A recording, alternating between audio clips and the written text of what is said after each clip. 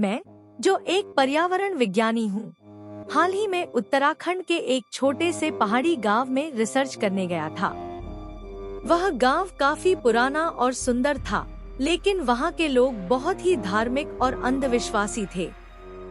एक दिन रिसर्च के दौरान मैं गांव के पास के जंगल में गया, जहाँ एक बहुत पुराना और रहस्यमयी पेड़ था। गांव वालों ने मुझे उस पेड़ के पास न जाने की सलाह दी थी, लेकिन मेरी वैज्ञानिक जिज्ञासा ने मुझे वहां जाने के लिए मजबूर कर दिया। पेड़ के पास पहुंचते ही मुझे एक अजीब सा एहसास हुआ। हवा अचानक ठंडी और भारी हो गई। मैंने पेड़ के चारों ओर का निरीक्षण करना शुरू किया। अचानक मुझे ऐसा लगा कि कोई पेड़ के पीछे से मुझे देख रहा है। जब मैंने मुड़कर देखा तो वहाँ कोई नहीं था।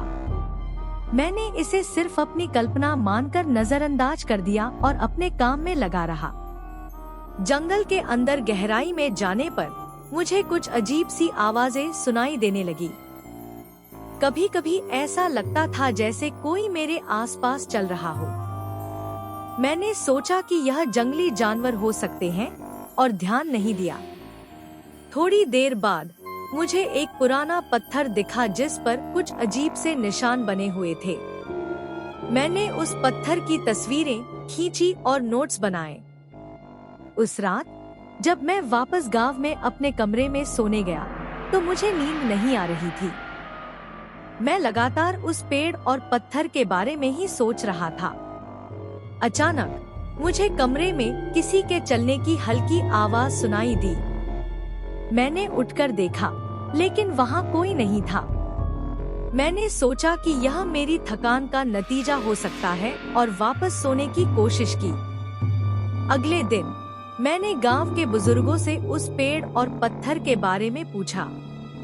एक बुजुर्ग ने मुझे बताया कि वह पेड़ बहुत प्राचीन है और वहाँ एक आत्मा का वास है। उन्होंने कहा कि कई साल पहले उस जगह पर एक साधु तपस्या करते थे और उनकी मृत्यु के बाद उनकी आत्मा वहीं बस गई। उस पत्थर पर बने निशान उसी साधु के हैं। यह सुनकर मेरी जिज्ञासा और बढ़ गई। मैंने पुरानी मान्यताओं को चुनौती देने का फैसला किया और फिर से उस पेड़ के पास गया। इस बार मैंने वहां रात बिताने का निश्चय किया ताकि मैं खुद देख सकूं कि क्या सच में वहां कुछ अजीब होता है। मैंने एक तंबू लगाया और वहां रात बिताने की तैयारी की। रात के समय जंगल बिल्कुल शांत था। अचानक आधी रात को मुझे किसी के मंत्र पढ़ने की आवाज सुनाई दी। जब मैंने ध्यान से सुना तो महसूस हुआ कि यह आवाज पेड़ के पास से आ रही है। मैंने टॉर्च लेकर वहां जाने की कोशिश की, लेकिन मेरी टॉर्च अचानक बंद हो गई।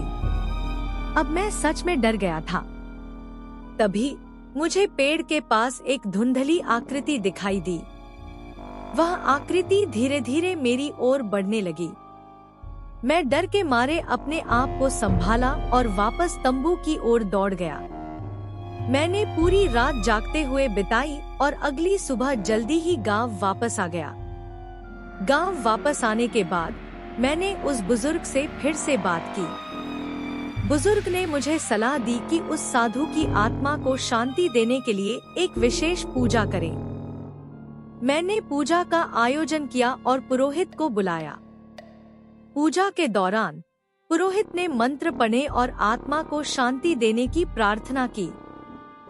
पूजा खत्म होने के बाद गांव का माहौल बिल्कुल शांत और सामान्य हो गया। उस घटना के बाद मैंने राहत की सांस ली और गांव वालों का धन्यवाद किया। यह अनुभव मेरे जीवन का सबसे अद्भुत और भयानक अनुभव था, जिसे मैं कभी नहीं भूल सकता।